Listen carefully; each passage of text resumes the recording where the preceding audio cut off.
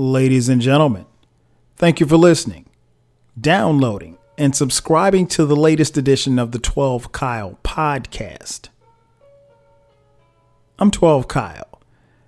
Check this out. On this podcast, we're going to talk about the dog days of summer. At the time of this recording, it is summertime and it's hot. Now, it doesn't necessarily matter where you are, wherever you are, and you're listening to this podcast. You know, unless you're in Antarctica, it's probably hot where you are. But again, that's the summertime. That's what it's supposed to be, right? But the dog days of summer are upon us. I heard that on the TV this evening on the news, and just the saying, the dog days of summer, that's a saying that I've heard all my life. And it got me to thinking about a particular instance where, you know, just the heat and everything of the summer was just unbearable. And I did something crazy that you might find funny. Nonetheless, we've had here in the city of Atlanta, I think today was 97. Tomorrow is supposed to be like 99. And I think by the end of the week, it's supposed to get up to 100.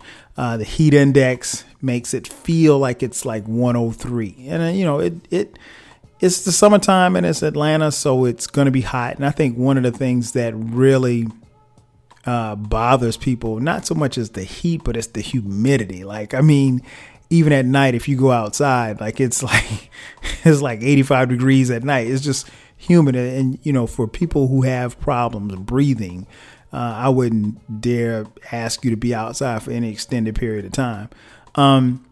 Nonetheless, the podcast isn't about weather. So when I heard them say that on the news earlier this evening, the dog days of summer, it got me to thinking about a particular memory. As some of you know, or may not know, I played college football. I played college football at South Carolina State University. Shout out to King Germ from the Frocast podcast. No, Germ is not an alum, but he loves it when I shout out my alma mater. What up, Germ? Nonetheless, so I played football 4 years there, or 5 years at South Carolina State University. And I've often told people, like, I think you have to be crazy to play football, right? Like, you really got to have some screws loose to play football. I mean, who else would put themselves through that punishment, running into each other in extreme weather of either heat or in the cold, and just doing it for the love of the game? But nonetheless, part of my experience is, you know, just playing football. And obviously when you play football, you have to get ready and conditioning yourself. So one thing I learned very quickly when I got to college, you know, the conditioning that you needed to have to play high school football and then the conditioning that you needed to have to play college football are on two different levels, right? So I remember my freshman year, or going into my freshman year before I arrived on the campus of South Carolina State University. And, you know, I would get up and, you know, train. I'd run and stuff in the morning, and I'd run a little bit in the afternoon, you know, not really, you know, run around the track a little bit and, you know, run around the neighborhood, but nothing strenuous. And then when I got to South Carolina State University, I realized that they had this test. It wasn't a written test.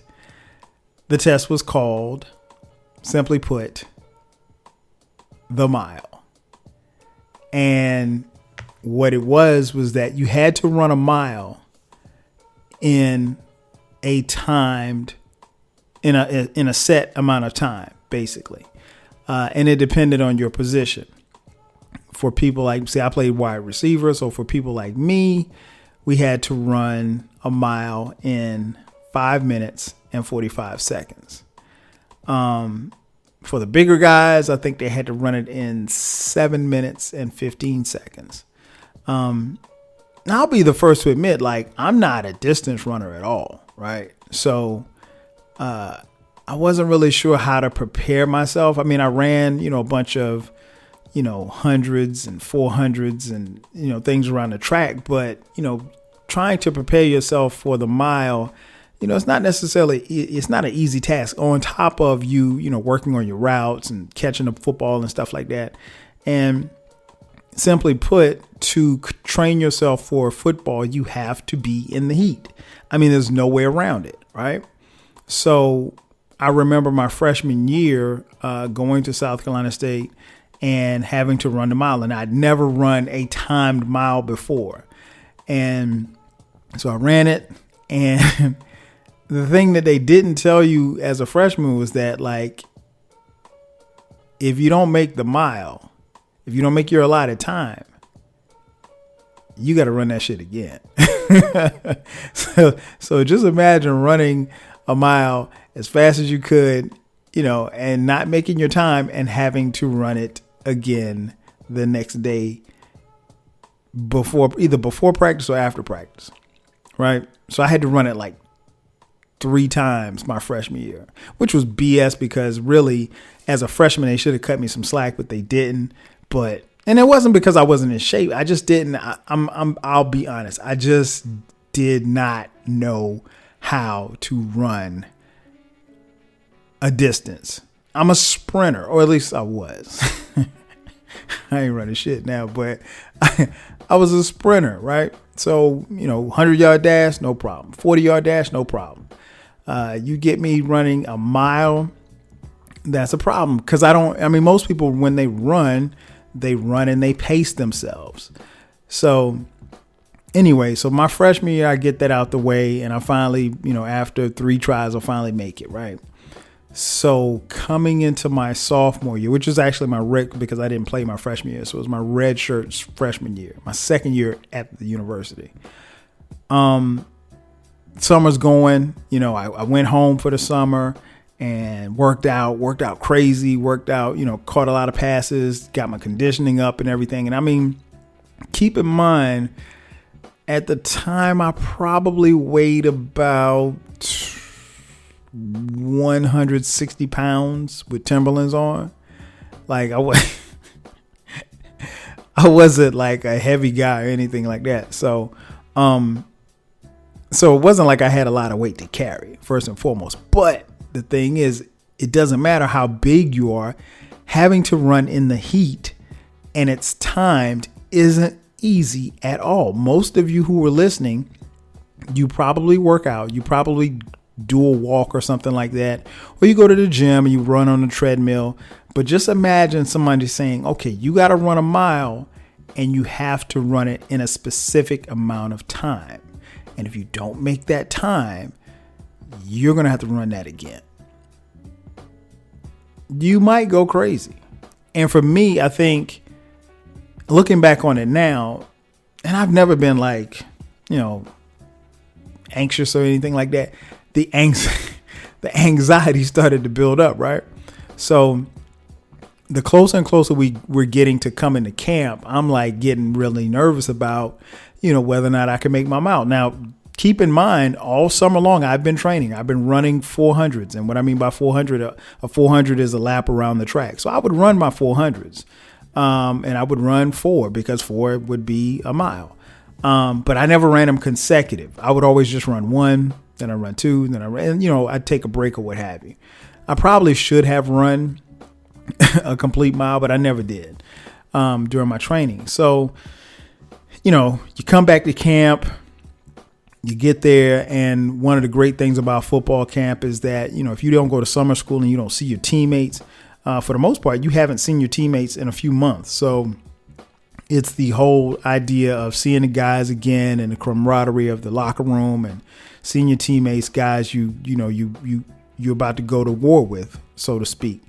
And what was always interesting was, you would see a guy sometimes, and athletes, we know, when you look at it, when one athlete looks at another athlete, you can look at his body and tell if he's in shape. Like, there would be some teammates I would see, I'm like, oh, he ain't been working out this summer. Too many Twinkies, that type of thing. So we would kind of tease each other and judge each other and say, hey, okay, you're not gonna make your mile. You look like you hadn't been working out all summer. So it was our way of kind of keeping ourselves accountable. So here we are. We get to camp, and I think like you get to camp and you check in and the whole nine and start talking, and we go through just a little paperwork stage. And then I think the first day of camp, we have to have physicals. So you go to get a physical, whatever the case may be. And after you get the physical, the next day you run the mile. Well, they told us for guys at my position, so that would be the wide receivers, quarterbacks, defensive backs, and running backs. Instead of 5 minutes and 45 seconds, you got 6 minutes. 6 minutes, 6 minutes, 6 minutes, Dougie Fresher on. So that's a little bit of relief. That's 15 more seconds, but you got 6 minutes to run a mile, right? So I don't know what was going on. I was just so anxious. I was just like, oh my God, I got to make this mile. And it wasn't like, again, for you listening, I don't want you to think I wasn't in shape, because I was in shape. I was in great shape. I'd never been, and trust me, I've never been in that, and probably never be in that great a shape again in my life, because my scholarship depended on it. Nonetheless, so I'm just having these many anxiety rushes, like, oh my God, I got it. And like, I literally couldn't sleep the night before just thinking about running that mile. And so here's one of the things that about football that makes absolutely no sense. I mean, I get it, but I don't get it. So one would think that, okay, well, hey, you got these guys running, they're going to run this mile, and it's hot, and it's in the city of Orangeburg, South Carolina, which geographically, at least back then, it felt like it was right next to the equator, right? So Orangeburg isn't close to the equator, but it really felt like that. Like it was it's probably the hottest place that I've ever been in my life. And so we're thinking, okay, well, hey, we're probably going to run before practice. Oh no, this particular year, the time changes. So they inform us that we're going to run at 3 p.m. in the afternoon. Now, for those of you who have never been to Orangeburg, South Carolina, that is the hottest point of the day. And so if you have a 95 degree day, it's probably 95 degrees at 3 p.m. And so like we were like, well, why are we running at 3 o'clock? And the coaches, their explanation was, hey, there's no need for us to run in the morning or in the evenings, because we don't play our games in the mornings or the evenings. We have to be ready for game time weather. I thought it was bullshit, but but that's what we had to do. So I was like, okay. Well, I mean, to me, that just added to the anxiety, right? So 6 minutes. I got 6 minutes. So I'm thinking the whole time 6 minutes. And then so some of my teammates are coming to me like, yo, man, what you going to do? Are you going to jump out in the front? Are you going to lay in the back? How are you going to run it? And so as we're having these conversations, I'm getting even more anxious. And again, I've never suffered from any type of anxiety. I'm pretty level, pretty calm about most things. So this was really getting to me. So the night before I couldn't sleep. So I was like, I got to make my mile. I got to make the mile. And so the next day comes and we go out there. And I mean, it didn't help that it was 100 degrees that day. I mean, like you literally could see the heat rising up off the track. And here we are in t-shirts and shorts and sneakers about to run 6 minutes. And this would be unequivocally the longest 6 minutes of my life. So we're all standing there, at the starting line. Coach blows the whistle and we're off.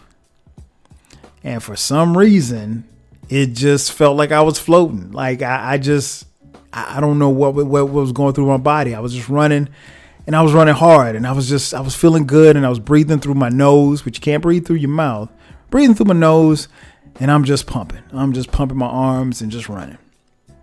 And I complete my first lap, and the coach is calling out the time, and I hear him say, 58, 59. And I'm like, oh shit, I'm really flying. So I am like, I don't know if I might have been on an Olympic pace. I don't know. But really, that's really too fast to be running a timed mile in 100-degree weather for someone who does not run track. Right. So I'm running and I'm running and I'm running. And then by the time I get to the second lap, as I cross the line for the second lap, completing the second lap, I look behind me and there's nobody around. Like, I'm literally leading the pack. And then I start hearing something. I hear my heart beating. And it is getting louder and louder. And so I'm still in the lead. And when I turn the corner, just imagine somebody running around a track. As I turned the corner, I looked over my left shoulder. Everybody was like 50 meters behind me. So it looks like I am like on this Olympic pace, like I'm about to be Roger Maris out here. I think that was his name. I don't know. So I get to the third lap. I get to the third lap. And as I cross the line for the third lap, you ever heard the saying, a monkey jumps on your back? I mean, for you non-athletes, you may not have ever heard that term before, but there's a saying that a monkey can jump on your back. Well, this monkey jumped on my back. And not only did the monkey jump on my back, but the monkey had a piano. And he had a drum set. And he had a guitar. And he had some microphones. And he had some weights. What I'm saying is I started slowing down. Because I couldn't keep up at the pace. But then as I'm slowing down, I'm also realizing that I might not make this time. Like, I've struck out and dusted the field of my teammates. And again, we're not in a competition to see who comes in first. You just have to make your time. You have to come in before 6 minutes. So between 5:45 and 6 minutes, I mean, that's perfect. But as long as you cross that finish line before 6 minutes. And so I just remember, like, everything just started slowing down, and I started seeing the heat rising, and I started seeing things like I saw a little baby on the side of the track. I saw a little baby on the side of the track. I saw a kangaroo on the side of the track. I mean, like, I started seeing all kind of shit. I was like, oh my gosh, I'm hallucinating out here. And again, I'm in shape. It's not like I'm running this race and I'm out of shape, right? And then it happened. One of my teammates passed me. And then 2 more teammates passed me. And then 4 more teammates passed me. And then I'm like, oh shit. And then one of my teammates, who I know for a fact didn't run a lick all summer and smoke cigarettes and smoke weed all summer, he passed me. That's when I began to panic. I'm like, okay, I got to kick it in gear. But here's the thing. There's no gear for me to kick it to. I'm out of gas. So I'm coming around that fourth and final lap. And my coach, he calls out the time, and I'm still on pace to make it. But I just know there's nothing, there's nothing there. Like, I'm literally just running on fumes, trying to make it. So I'm coming down the back 200. I got 200 meters left. So I'm running. And by this time, I am pumping my legs, pumping my arms.